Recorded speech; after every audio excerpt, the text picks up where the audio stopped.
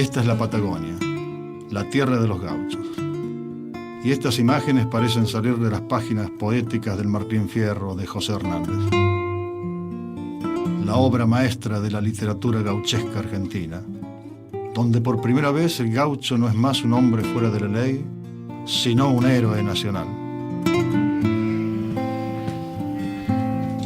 La figura del gaucho nace en la Pampa Oriental a mediados del siglo XVIII. Es identificado como un boyero solitario, un salvaje aislado del mundo y de la sociedad, un nómada a caballo, antagonista de la ley y de la convivencia social. Sin embargo, con un alma noble, resultado de su amor por la música, la poesía y la belleza de la naturaleza. Por esto se convertirá en un personaje épico de la historia sudamericana, seguramente más profundo y sugestivo del cowboy norteamericano. Aún hoy el mito del gaucho está vivo en la cultura hispana, sobre todo en la Patagonia meridional.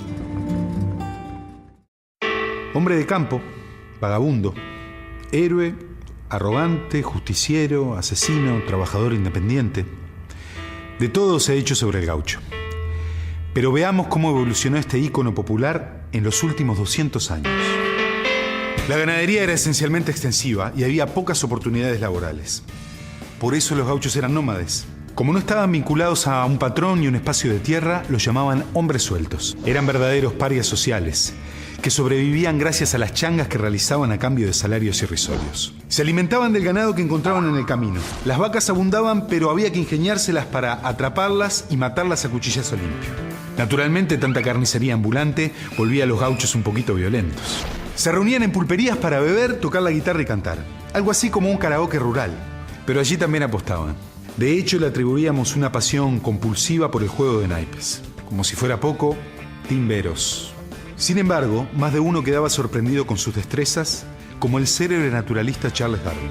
El padre de la teoría de la evolución visitó Uruguay en 1833 y afirmó que los gauchos tienen justa fama de ser perfectos jinetes y jamás se les puede ocurrir que el caballo les derribe, haga lo que haga. Marginales, pero habilidosos. Esta combinación los convirtió en perfecta carne de cañón para los diversos conflictos armados que se sucedieron a lo largo del siglo XIX. Estas características hacían del gaucho un verdadero dolor de cabeza para los estancieros, preocupados por tratar de imponer el orden en sus tierras. La supuesta vagancia de estos individuos se convirtió en una obsesión de las clases dominantes. Entre 1877 y 1882, más de la mitad de la tierra ganadera fue alambrada y las estancias se convirtieron en empresas. Este proceso terminó transformando al gaucho en un trabajador asalariado o si no en un desocupado. Así llegó el disciplinamiento, que implicó un combate abierto contra los aspectos más chocantes del mundo gauchesco. Sin embargo, mientras que el gaucho alzado era acorralado, una parte de la élite intelectual comenzó a reivindicar su figura. Por ejemplo, las pinturas de Juan Manuel Blanes, que mostraban una versión estilizada del gaucho en clave pacífica. Claro que las poses y las prendas impecables distaban mucho de la realidad de una población rural miserable. A nivel literario, a partir de la década de 1880, la corriente gauchesca consolidó el imaginario sobre la épica y las costumbres criollas, con obras como Los Tres Gauchos Orientales del escritor Antonio Lucich, que fue un verdadero best-seller de la época. Y por supuesto, el Martín Fierro del argentino José Hernández, considerada la obra cumbre del género. A comienzos del siglo XX, gracias al arte, las tradiciones típicas del medio rural se convirtieron en símbolos para el conjunto de nuestra sociedad. De holgazán y ladrón, el gaucho pasó a ser prototipo de virtudes morales. La encarnación misma de la nacionalidad. Qué cambio, ¿no? Extinto como sujeto, el gaucho revivía como objeto de estudio y también de culto, con la dedicación de obras como el Monumento al Gaucho, inaugurado en 1927 y declarado monumento histórico durante la dictadura. El régimen de facto también fomentó festivales folclóricos que exaltaban todo lo que estuviera vinculado a lo criollo. La izquierda también hizo uso de este ícono construyendo una imagen idílica del gaucho alzado en el repertorio de cantautores populares como los solimareños, Daniel Biglietti o Alfredo Zitarrosa. Así llegamos al presente con un gaucho convertido en figura nacional. Tenemos un museo del gaucho, miles de uruguayos festejamos la patria gaucha en Tacuarembó y por supuesto, ¿quién no ha ido a la rural del Prado? Y aunque el gaucho es ante todo una leyenda del imaginario popular, el mito tiene cuerda para rato.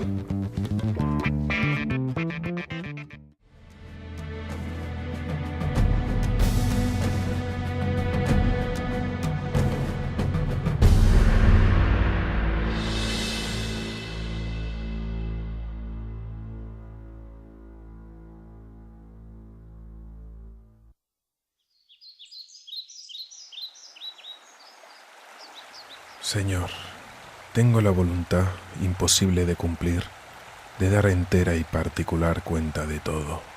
No por eso dejaré de contar alguna parte de los muchos problemas que hemos padecido y todavía padecemos, como de la alegría que sentimos cada vez que nuestro Señor nos ayuda a superarlos. Suplico que por el amor que siempre me tuvo, lea esta carta y no mire la mala orden del escribir, que como hace tanto que no lo hago, estando en esta tierra he perdido el estilo.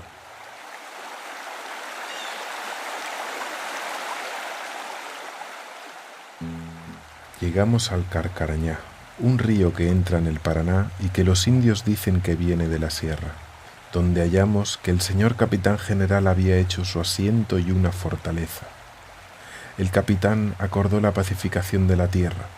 Vinieron todos los indios de la comarca, que son de diversas naciones y lenguas, entre los cuales vinieron unos que se hacen llamar querandíes. Se mantienen de la caza y beben la sangre de los animales, ya que la tierra es muy falta de agua. Esta gente nos habló mucho del Rey Blanco y de la Sierra del Plata. Estos señorean gran parte de esta tierra y confinan con los que habitan en la sierra. Traen mucho metal de oro y plata en muchas planchas, orejeras y en hachas, con que cortan la montaña para sembrar. La tierra es muy sana y muy llana, sin arboledas. Hay en ella mucha caza, como venados, lobos, raposos, avestruces y tigres. Hay muchas ovejas salvajes.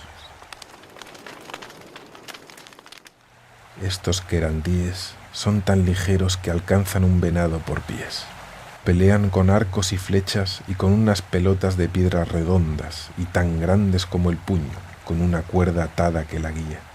Nos contaron también de otros indios que de rodilla para abajo tienen los pies de avestruz. En la comarca de la Fortaleza hay otras naciones, Carcaráis, Chanaés, Beguás y Chanaés.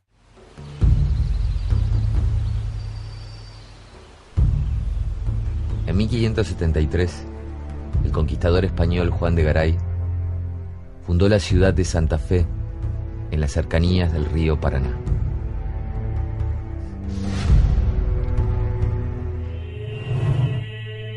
Asunción era la capital política y administrativa de la gobernación del Paraguay y Río de la Plata. Durante la época colonial fue un centro de descanso y de abastecimiento para los que llegaban desde Europa, atraídos por el oro y la plata del Alto Perú.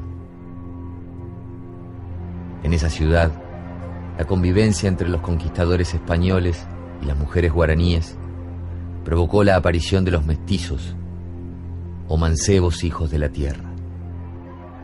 El mancebo es un menor de 25 años que no tiene autorización para manejar armas de fuego y que no tiene derechos políticos. Pero también tiene una connotación étnica. Estos hombres eran hijos de madres indígenas y de padres españoles, que a veces los reconocían y a veces no. Los mancebos protagonizaron varias rebeliones contra el gobierno de Asunción y la Iglesia. Reclamaban a los conquistadores derechos políticos que el Imperio español les negaba. participación en el cabildo y propiedad sobre la tierra.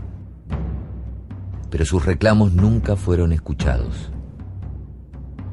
Por eso, en 1573, los mancebos se anotaron en una expedición que fundaría una ciudad sobre el río Paraná. Se embarcaron en la aventura bajo el mando del capitán Juan de Garay, con la esperanza de conseguir, en la nueva ciudad, lo que en Asunción les estaba vedado. Como mancebos desordenados, es decir, que eran muchachos revoltosos. La fundación de otra ciudad era una gran oportunidad. Salir de una ciudad en donde uno era considerado un paria y embarcarse en una aventura para obtener la calidad de vecino era seguramente un intento de movilidad social ascendente.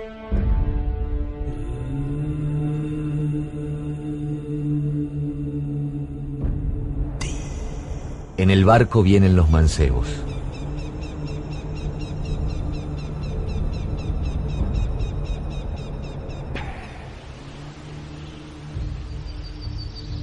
Garay, 9 españoles y 70 mancebos desembarcaron a la altura del actual Cayastá, en el río San Javier.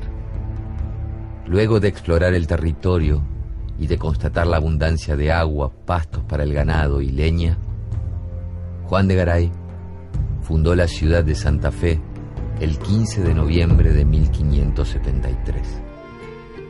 El rollo de la justicia en la plaza mayor de la ciudad.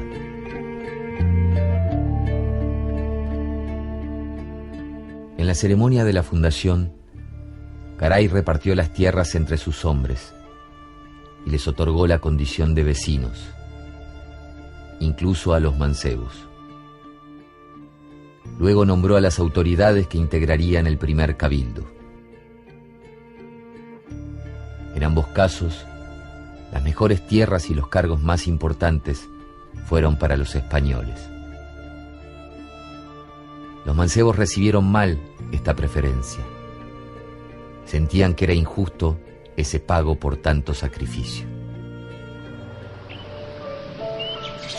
Se repartía dentro de la ciudad los solares para que construyeran sus casas los vecinos, y ya fuera de la traza de la ciudad, chacras donde se cultivaba cereales para el abastecimiento local, y más lejos de esas chacras, tierras para estancias, es decir, para la cría de ganado. Todos participan del reparto de la tierra, y si bien tenían algún tipo de participación en el gobierno local, eran minoritarios y no ocupaban los cargos más importantes. Mientras Santa Fe crecía y se transformaba en un cruce fundamental de rutas comerciales entre Asunción y el Alto Perú, los mancebos cuidaban sus chacras, criaban ganados y defendían la ciudad de los ataques indígenas. Pero en poco tiempo, el tranquilo pueblo sería lugar de disputas y conflictos. En 1577, el mestizo Diego Ortiz de Zárate y Mendieta hereda el título de adelantado. Llega a Santa Fe, donde instala la capital de la gobernación del Paraguay, y encuentran los mancebos grandes aliados. Pero al poco tiempo, los españoles lo derrocan y lo expulsan de la ciudad. El desplazamiento de Mendieta, sumado al viejo malestar por el reparto de la tierra y de los cargos en el cabildo, desata el odio de los mancebos y los decide a tomar el poder. Para llevar adelante el plan, buscaron el apoyo político de un enemigo de Garay, el gobernador del Tucumán, Gonzalo de Abreu.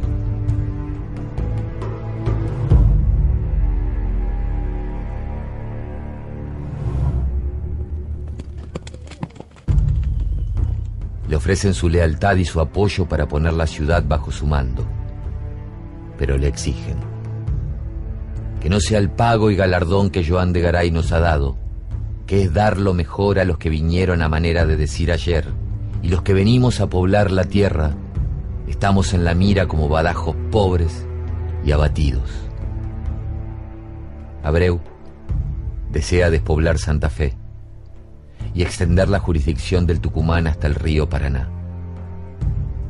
Siente que esta es la oportunidad.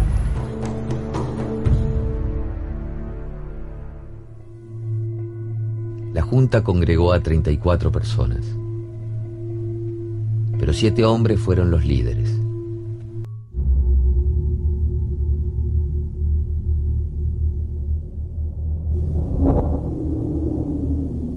Es noche cerrada desde hace horas. Los mancebos salen a la calle. Entre golpes e insultos, toman prisioneros a los españoles. Un grito victorioso atraviesa la noche. Todo es nuestro. Todo es nuestro. ¡Viva el rey! ¡Que viva el rey! Las campanas anuncian el fin de la ceremonia religiosa y el inicio de un día sangriento. Arévalo y sus hombres se aproximan a la casa de Lázaro de Benial, quien los recibe sin sospechar. Al grito de traidor, le dan puñaladas hasta caer muerto. Diego de Leiva es sorprendido por la espalda. Domingo Romero y Pedro Gallego son asesinados en la Plaza Mayor. Diego Ruiz es llevado al rollo de la justicia. Es degollado. Solo 2 jefes logran escapar. Pedro Villalta y Rodrigo Mosquera huyen hacia la gobernación del Tucumán, donde Abreu los puede proteger. Corre en el poblado un escalofrío de muerte. Se respira un aire de tragedia entre el llorar de huérfanos y el desconsolado gemir de las viudas. El primer día de junio de 1580, los 7 jefes de la rebelión han muerto. La rebelión murió antes de nacer, y con ella el sueño de los mancebos de gobernar su tierra. Y sus familias desaparecieron de la vida santafesina. Los rebeldes buscaban una mejor posición social, pero esto no era posible en el sistema que había consolidado Garay, y pagaron con su vida el anhelo de valer más. En cambio, los contrarrebeldes recibieron tierras y ganado, convirtiéndose en los beneméritos, un grupo que controlaría el cabildo durante 3 décadas.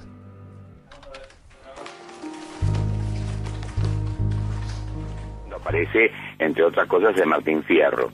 La etimología de la palabra gaucho está muy discutida. Hay nada menos que unas 30 postulaciones y no se ha definido bien hasta dónde viene la raíz, de dónde viene la raíz de gaucho. Algunos creen, y yo creo que es la más firme de todas, que viene de la metátesis. Se llama así cuando vos alterás el orden de las letras en una palabra. Dicen que el gaucho viene de guacho. El guacho genera gaucho, porque es una persona que no tiene origen definido, que no se saben quién son los padres. Esta especie de anonimato de origen sería una explicación. Ahora, es interesante que los testimonios de los españoles, el gaucho era el vago, el que andaba por la pampa sin ningún tipo de atadura. De esta manera hago un poquito el encuadre de lo que voy a decir ahora, que es las distintas formas en que se denominó el gaucho, algunas cosas muy curiosas, ¿no? La primera denominación para este tipo humano que habitaba parte de la pampa era de mozo perdido. Ya Hernandarias lo menciona así en el siglo XVII, y eran 2 tipos de origen del gaucho.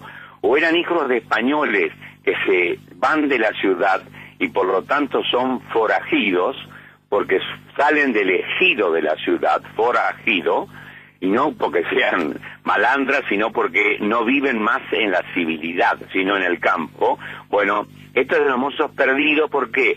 Perdidos porque no andan con rumbo. Y en segundo lugar, la palabra perdidos también aludía al hecho de que moralmente no eran serios, ¿no? Ajá. Este tipo nace en Santa Fe, según Hernandarias nos da testimonio.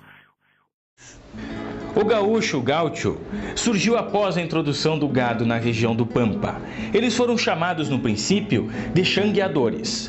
O rebanho fez com que existisse uma alimentação farta e de fácil localização, já que naquele tempo o cultivo da agricultura era precário. Por isso a necessidade da sobrevivência através do gado. A origem do gaúcho está ligada ao país da Argentina, especificamente a província de Santa Fé, onde a primeira referência do gaúcho primitivo foi a denominação moços perdidos. Os xangueadores viviam de xangas, um serviço que os espanhóis prestavam para os portugueses. Os espanhóis vaqueavam por conta dos portugueses, saqueando o couro e o sebo, no qual trocavam com os portugueses por mercadorias de seu interesse. O xangador surgiu em 1728 na Banda Oriental, atual Uruguai. O termo gaúcho ele surgiu depois, ele surgiu mais adiante, por volta de 1780. O demarcador português José Saldanha usa essa palavra para denominar, no caso dos xangadores, como gaúchos de campo.